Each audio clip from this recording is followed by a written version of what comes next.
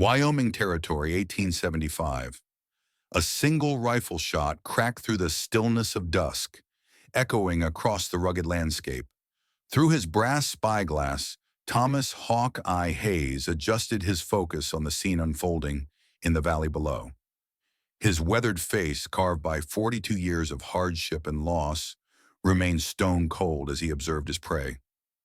Victor the Snake Blackwood and his Red Canyon gang had made camp near the creek bend. 6 men, all killers, all with prices on their heads. But Thomas's eyes fixed on something else. A woman bound to the wagon wheel, her dress torn to shreds, her skin bruised and bloodied. Even from this distance of 400 yards, Thomas could see the terror in her eyes. "Please, no closer," the woman begged as Victor approached her, knife glinting in the fading light. Her voice carried faintly on the wind, a desperate plea to preserve what little dignity remained to her. Thomas lowered his Springfield Model 1866, the rifle that had served him through the bloodiest battles of the Civil War. His finger rested beside the trigger, not on it, not yet. $5,000. That was the bounty on Victor's head, dead or alive. The snake had murdered 12 men, including 2 sheriffs. But for Thomas, this wasn't about money. This was about the debt written in blood. 10 years ago, Victor's Red Canyon Riders had ambushed Thomas's cavalry unit outside Atlanta.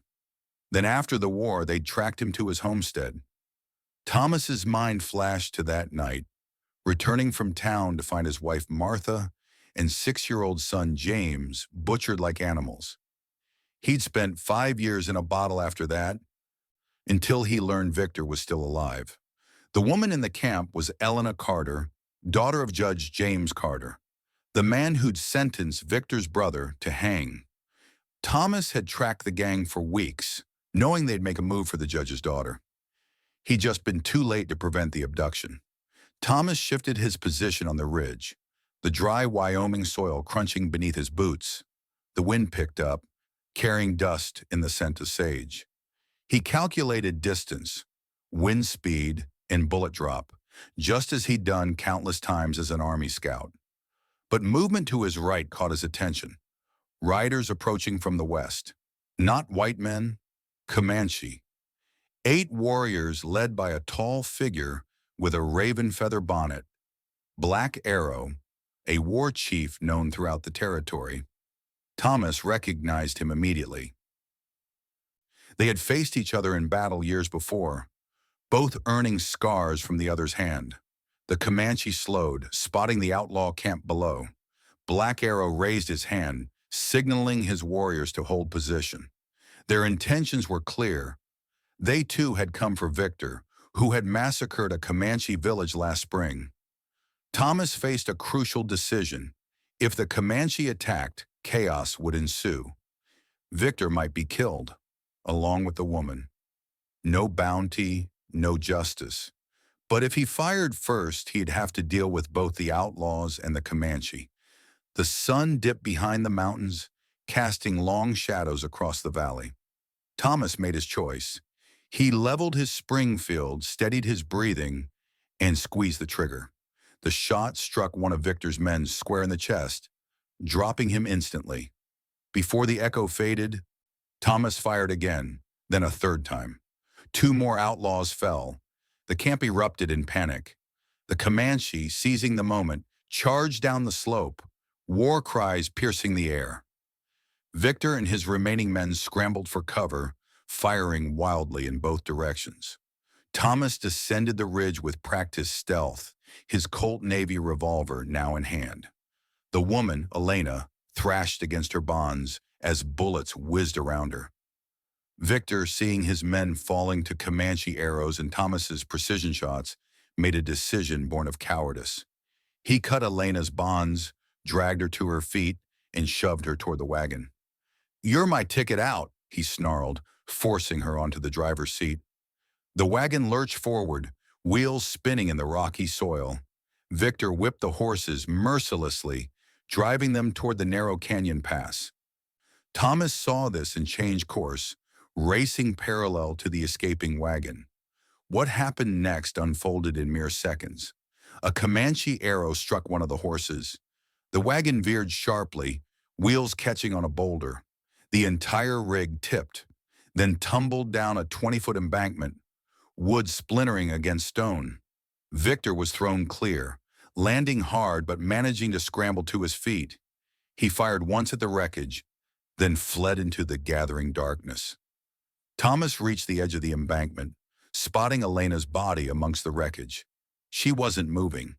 As he began his descent, the distinct click of a bow being drawn stopped him cold. "Move and die, white man." Black Arrow stood 10 paces away, arrow aimed at Thomas's heart. Thomas slowly raised his hands. "I'm not here for you. Only for the snake and the woman. The snake killed my people. His blood belongs to the Comanche." Elena's voice, weak but clear, rose from the wreckage. "Don't touch me, whoever you are." Her words trembled with fear and pain, still unaware that potential rescuers argued above her. Both men turned toward her voice. In that moment of shared understanding, Thomas made an offer. "We both want the same man. Help me save her, and we hunt him together. After that, we settle our own score." Black Arrow held Thomas's gaze, measuring the truth in his words. Finally, he lowered his bow. "The woman lives, then we hunt. After that, only one of us rides away." Thomas carefully descended the steep embankment, boots sliding on loose rocks. The wagon lay shattered, one wheel still spinning lazily. Elena was pinned beneath a broken axle, her breathing shallow, face pale with shock. Blood seeped through her torn dress. "I'm getting you out," Thomas said, his voice gentler than his calloused hands would suggest. He worked methodically, using his knife to cut away debris and a fallen branch as a lever to lift the axle. Black Arrow joined him, strong hands helping to shift the heavy wood. Elena flinched when Thomas touched her. "It's all right," he assured her. "We're not with them." "Who are you?" she whispered, eyes darting between Thomas and the Comanche warrior. "Someone with reason to hate Victor Blackwood as much as you do," Thomas replied, carefully lifting her from the wreckage. Her ribs shifted unnaturally beneath his hands, broken, possibly threatening her lungs. She bit her lip to keep from screaming. Black Arrow examined her wounds with a practiced eye. "She bleeds inside, needs medicine." Thomas nodded. "My cabin's a day's ride." "Can you hold on that long?" he asked Elena. She studied his face, searching for deceit or cruelty, and finding neither. "Do I have a choice?" "We all have choices," Thomas said, wrapping his coat around her torn dress. "But some are better than others." Thomas's cabin stood hidden in a pine grove, 3 miles from the nearest trail and a day's ride from the wreckage. Built into the hillside with a clear view of the valley, it offered both concealment and defensibility, qualities that had kept him alive these past years. Elena Carter lay on his bunk, her wounds cleaned and bandaged. 3 broken ribs, a dislocated shoulder, and cuts that would leave scars, but she would live. Thomas had used gunpowder to cauterize the worst gash on her leg, an old cavalry trick that saved lives but left ugly scars. Black Arrow had contributed a poultice of herbs to fight infection. "My father will pay you," Elena whispered, her voice stronger than it had been 2 days prior. "Whatever the bounty on Victor, my father will double it." Thomas continued cleaning his rifle, not looking up. "This isn't about money." "Then what?" Thomas remained silent, but Black Arrow, sitting cross-legged by the door, spoke. "It is about blood. The snake took his family, just as he took mine." Elena studied Thomas with new understanding. Her eyes fell upon a small shelf beside the cabin's only window, a faded photograph of a woman and child, a tarnished cavalry medal, and a Bible with a bullet hole clean through its center. "He won't stop," she said after a long silence. "Victor. He told me things about my father, terrible things. He said my father took bribes, that he sentenced innocent men to hang. Thomas finally looked up. And do you believe him? I don't know. My father is a harsh man, but a corrupt judge? Her hands trembled. Victor didn't just want ransom. He wanted revenge. He said my father betrayed his brother, promised him freedom, then sentenced him to hang because of some dispute over mining rights. He was going to sell me to a brothel in Mexico. Make my father live with that knowledge. Your father's enemies are many, Black Arrow observed, but the snake is the most poisonous. Thomas set his rifle aside. You need to learn to defend yourself. Can you shoot? No, father never allowed guns in my hands. That changes today. Over the next 2 weeks, as Elena's strength returned, Thomas taught her the fundamentals of survival. How to load and fire his Colt, how to clean a wound, how to move silently through forest undergrowth. She was a quick study, determined in a way that reminded Thomas of his Martha. Press the trigger smoothly. Don't pull, Thomas instructed, positioning her hands on the revolver. Breathe out as you fire. Elena focused on the tin can 20 paces away, squeezing the trigger. The shot went wide, but closer than her previous attempts. I'll never be good enough, she muttered. Wasn't born knowing how to shoot either, Thomas replied. Your hands are steady, your eyes sharp. Rest is just practice. Black Arrow observed these lessons with skeptical interest. One evening he added his own teachings, tracking techniques in which plants could sustain life or end it. The unlikely trio formed a wary alliance, bound by their common enemy. Around the campfire one night, Black Arrow spoke of his people's suffering, of broken treaties and stolen lands. Thomas recounted battles where he'd fought against Comanche raiders, including one where he and Black Arrow had first crossed paths. I took this from you, Black Arrow said, touching a scar that ran from his eye to his jaw. You took my brother's life. War makes enemies of men who might otherwise share meat and fire, Thomas replied. And what of peace? What comes when the snake is dead? The question hung in the air, unanswered. Their fragile peace shattered at dawn when 5 riders approached the cabin. Thomas spotted them through his spyglass. Bounty hunters led by Marcus Reed, his former Army comrade, who now worked as Judge Carter's personal enforcer. They found us, Thomas hissed, loading his weapons. Elena, take position by the back window. If things go bad, use the tunnel under the root cellar. Reed's voice boomed across the clearing. Hayes, I know you're in there. The judge wants his daughter back, and your head in a sack. 8,000 for her safe return, 3,000 for your corpse. Thomas exchanged looks with Black Arrow. The judge thinks I took her, or wants others to think so, the Comanche replied. Thomas stepped onto the porch, rifle held casually across his chest. Marcus, been a while. How's that leg I pulled you out of Antietam on? Reed, a burly man with a graying beard, dismounted cautiously. Still works. No thanks to you, disappearing all these years. Where's the girl? Thomas. Safe, which is more than she was under her father's protection. Reed spat. Judge says you took her, got some kind of sick obsession. 5 men say they saw you grab her from town. 5 men lie. Victor Blackwood took her. I've been tracking him for weeks. Blackwood? Reed's expression changed slightly. He's supposed to be dead. Very much alive, and the judge knows it. Thomas's voice hardened. What's your real business here, Marcus? Since when does Judge Carter hire bounty hunters instead of using the law? Reed signaled to his men, who spread out, rifles raised. Don't make this harder than it needs to be. Give us the girl. She's right here, Elena called, stepping onto the porch despite Thomas's warning look. And I'm not going anywhere until someone tells me the truth. Why would my father think Thomas took me? How could he possibly know that? Reed's face betrayed confusion, then hardening resolve. Orders are orders, Miss Carter. We're taking you home. And Hayes? Black Arrow emerged from the shadows of the cabin, bow drawn. "What the hell?" Reed stumbled back. "You're working with Indians now, Thomas." "I asked you a question," Thomas repeated. "Why would the judge assume I took his daughter when Victor Blackwood is the obvious suspect?" The tension snapped when one of Reed's men fired at Black Arrow.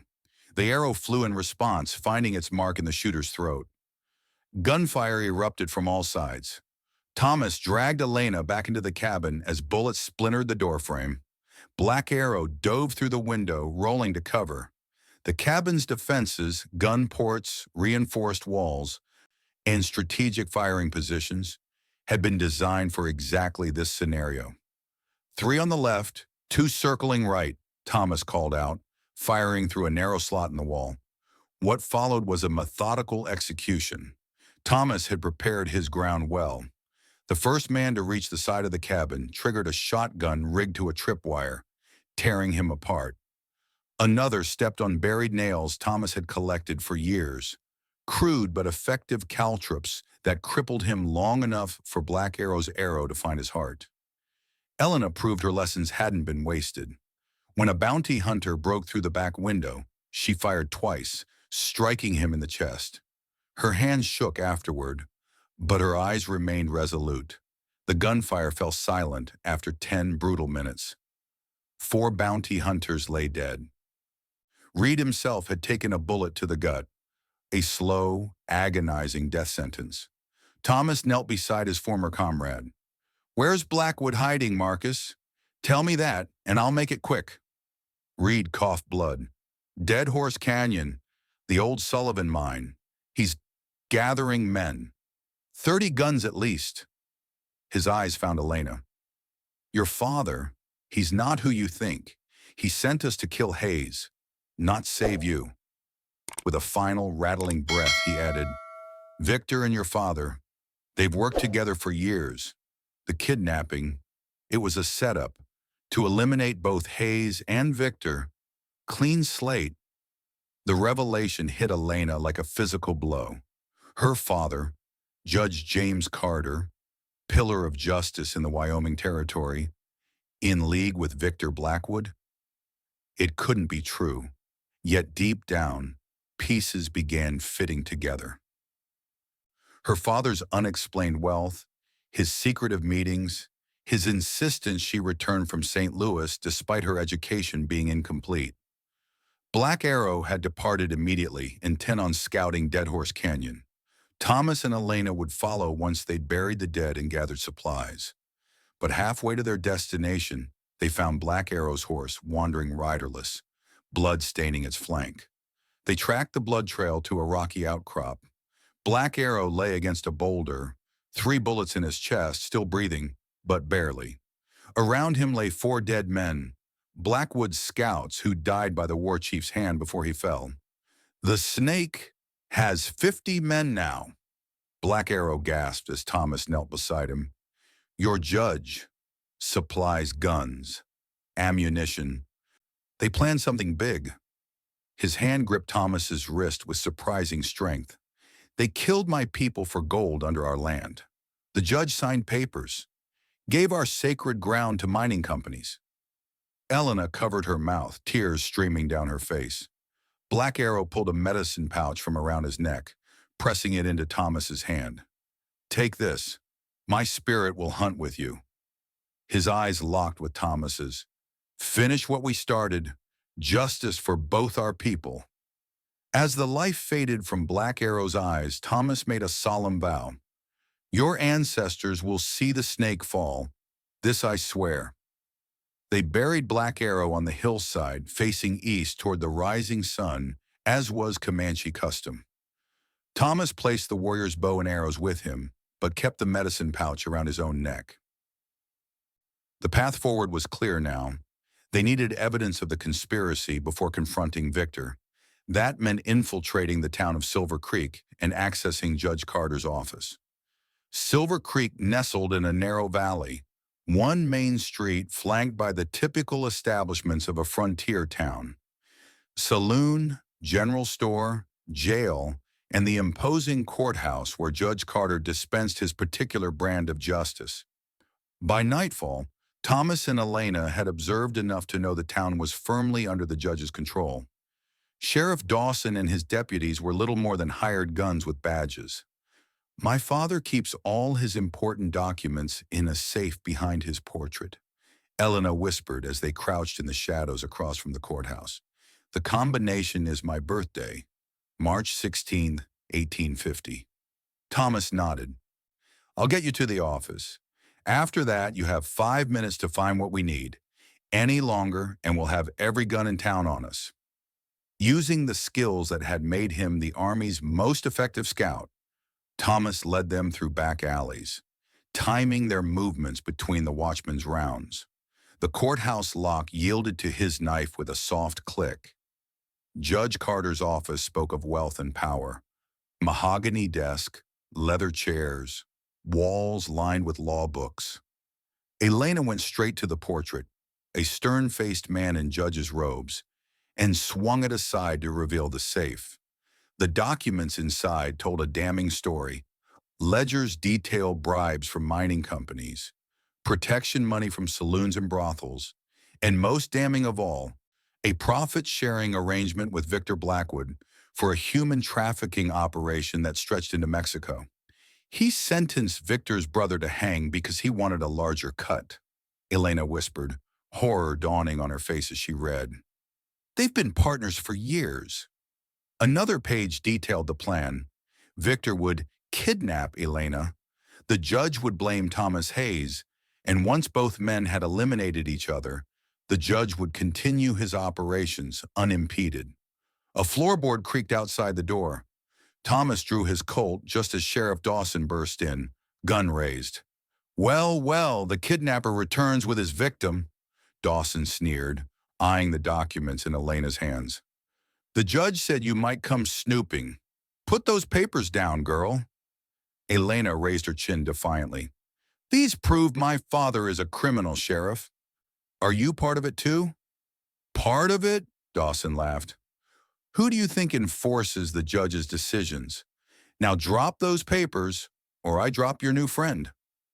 Thomas tensed, measuring the distance between them. She goes free, Dawson. Whatever happens. Nothing's happening except you hanging at dawn. Dawson never finished his sentence. Elena fired from behind Thomas, the bullet catching Dawson in the shoulder. Thomas didn't waste the opening, putting 2 rounds into the sheriff's chest. The gunshots brought shouts from outside. 2 deputies charged in, firing wildly. Thomas took a bullet to his left arm, but returned fire with deadly accuracy. Elena, channeling 2 weeks of desperate training, shot the second deputy as he aimed at Thomas's back. That was for the lessons, she said, her voice steady despite the chaos.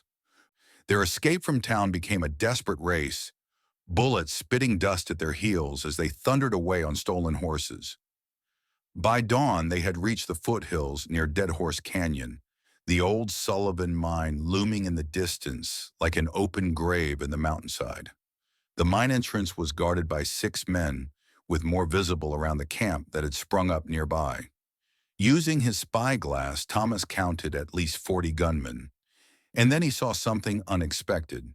Judge Carter himself, arriving with 4 armed escorts, riding directly into the camp. He's meeting with Victor, Elena whispered, peering through the spyglass Thomas handed her. My own father. They watched as the judge entered the mine, his manner not that of a prisoner or victim, but a man conducting business. He's offering me as a trade, Elena realized aloud. For the evidence we have, Thomas nodded grimly. And once Victor has you and the evidence, your father plans to kill him. Victor likely plans the same for your father. What do we do? There are too many of them. Thomas studied the mine layout, his mind working through calculations and possibilities. We use their numbers against them. The mine has support beams, explosive stores. We create confusion, set them against each other, and strike when they're divided. As night fell, they made their preparations. Thomas retrieved dynamite from a prospector's abandoned camp, showing Elena how to set simple detonators. They identified escape routes in fallback positions, knowing there would be no second chances. "If I don't make it," Thomas said as they prepared for the assault, "ride east. There's a U.S. Marshal in Cheyenne named Jackson. Give him these documents." Elena gripped his arm. "We both make it, or neither does." The plan began with precision. Thomas infiltrated the mining camp during a shift change, planting explosives at strategic points. Elena took position on a ridge with his Springfield, ready to provide covering fire when needed. The first explosion rocked the camp just after midnight, collapsing a section of the mine entrance. Men poured out like ants from a disturbed hill, shouting and firing blindly into the darkness. Thomas set off a second explosion near the ammunition wagon, multiplying the chaos. In the confusion, Thomas slipped into the mine through a ventilation shaft. The narrow tunnels were dimly lit by oil lamps, the air thick with dust and the smell of gunpowder. He moved silently, tracking voices echoing from deeper within. He found them in the main chamber, Judge Carter and Victor Blackwood, their meeting interrupted by the explosions above. They were arguing fiercely, accusations flying between them. "You brought them here!" Victor shouted, his snake-like eyes wild with rage. "Don't be a fool," the judge snapped back. "This is Hayes' doing. I told you he was dangerous. You said he was a broken-down drunk. Now he's got your precious evidence and your daughter." Thomas stepped into the light. Colt aimed steadily. "He's right about that part, Judge." Both men froze. Victor recovered first, reaching for his gun. Thomas fired, the bullet grazing Victor's arm, causing him to drop his weapon. "Thomas Hayes," the judge said, forcing a calm he clearly didn't feel. "I can explain everything. Victor kidnapped my daughter. I've been trying to bring him to justice." "Save it," Thomas replied. "Your ledgers tell the truth. You two have been partners for years. You sentenced his brother to hang when he wanted more money, and you both used Elena as bait to eliminate me." "He's lying," Victor snarled. "The judge ordered me to kidnap her. He wanted to blame you, collect the insurance on her if she died. It was his plan all along." The judge's face contorted with hatred. "Shut your mouth, you dog!" "Both of you will face a real court," Thomas said. "For Martha and James, for Black Arrow's village, for every innocent person you've harmed." A new voice entered the chamber. "Is it true, Father?" Elena stood in the tunnel entrance, the stolen documents clutched in one hand, Thomas's Springfield in the other. The judge's expression softened, becoming the father she remembered. "Elena, darling, you don't understand. Everything I did was to secure our future. This territory is changing. Only the strong and wealthy will survive. You had Victor kidnap me. You were willing to let him sell me. No, that was never the plan. I was going to rescue you, be the hero. Victor went too far." Thomas began binding Victor's hands. "It's over, Judge. You'll both hang for what you've done." The movement was almost imperceptible, the judge reaching behind his back, drawing a hidden derringer. Elena saw it first. "Thomas!" Her warning came a split second before the judge fired. Thomas felt the bullet tear through his side, dropping him to one knee. Elena didn't hesitate, firing the Springfield. The heavy caliber round struck her father square in the chest, throwing him against the rock wall. Victor seized the opportunity, breaking free and lunging at Elena, knocking the rifle from her hands. His fingers closed around her throat, face twisted in murderous rage. Thomas, bleeding heavily, forced himself up. His Colt lay out of reach, but Black Arrow's knife hung at his belt. Drawing it, he threw himself at Victor, driving the blade deep into the outlaw's back. Victor released Elena, howling in pain. He turned on Thomas, drawing his own knife. What followed was a brutal struggle between wounded men, each fueled by hatred and the will to survive. Blade struck blade, then flesh. Blood slickened the rocky floor. Victor was younger, stronger, But Thomas fought with the accumulated skill of a lifetime of violence. Finding left, he caught Victor's knife arm, twisted savagely, and drove the Comanche blade deep into the outlaw's heart. "That's for my family," Thomas growled as Victor's eyes widened in shock. "And for Black Arrow's people." Victor Blackwood, the Snake of Wyoming, died as he had lived, violently and without honor. Thomas collapsed beside him, blood pooling beneath his torn shirt. Elena rushed to his side, pressing her hands against the wound. "Stay with me," she pleaded. "We won, Thomas. We won." The town of Silver Creek changed in the months that followed. With Judge Carter's corruption exposed, territorial authorities cleaned house. The mining claims on Comanche land were invalidated, and the remaining members of Black Arrow's band returned to their ancestral grounds. Elena Carter inherited her father's estate, but chose to use the wealth to establish a fund for families harmed by his corruption. The Carter mansion became an orphanage and school. As for Thomas Hawkeye Hayes, his wounds eventually healed, though he walked with a slight limp from Victor's blade. The territorial governor offered him the position of sheriff, but Thomas declined. "Law's a fine thing when it works," Thomas told the governor, "but a badge is injustice. Some debts can only be paid one way." There were still wanted posters with names he recognized. Men who had ridden with the Red Canyon Gang. Men who had been at his farm that night 10 years ago. The bounty hunter's path was a lonely one, but the only one that made sense to him now.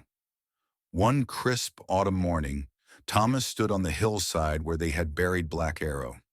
He placed the war chief's medicine pouch beside the grave, his debt finally paid in full. "You were right," he said to the silent stone marker. "Some enemies should have been friends." From this vantage point, he could see Elena in the valley below, teaching children in the new schoolyard. She had found her purpose, just as he had reaffirmed his. She looked up, somehow sensing his presence, and raised a hand. Thomas made his way down to the schoolyard, where they stood face to face for the first time in weeks. "I heard you refused the sheriff's position," Elena said. Thomas nodded. "Not my calling." "You're going after the rest of them, aren't you? The men who killed your family." "Justice doesn't wear a badge where I'm going." Elena studied the man who had saved her life and helped her find the truth. There was no romance between them, only the deep respect forged in blood and fire. They were too different, their paths diverging after briefly intertwining. "What you taught me," she said, "about defending myself, about standing for what's right, I'm teaching it to them." She gestured to the children playing nearby. "A different kind of justice, perhaps." Thomas allowed himself a rare smile. "Maybe the better kind." She handed him a folded paper. "One of those men you're looking for, Franklin Cole. He was spotted near Laramie last week." Thomas took the paper, their fingers briefly touching. "Thank you. We're even now," she said, though they both knew some debts could never truly be balanced. Thomas touched the brim of his hat in farewell. Then he turned to his horse, checking the wanted poster tucked in his saddlebag. Another name, another debt to collect. "Thomas," Elena called after him. He paused, looking back. "Find what you're looking for." He nodded once, understanding her meaning. The wounds of his past would never fully heal, but in bringing justice to others, he had found something close to peace. He rode west into the setting sun, a solitary figure against the vast Wyoming sky. Not a hero, but a survivor, carrying the weight of the dead and the burden of the living. Justice was a harsh mistress, but the only one Thomas Hayes would ever serve again.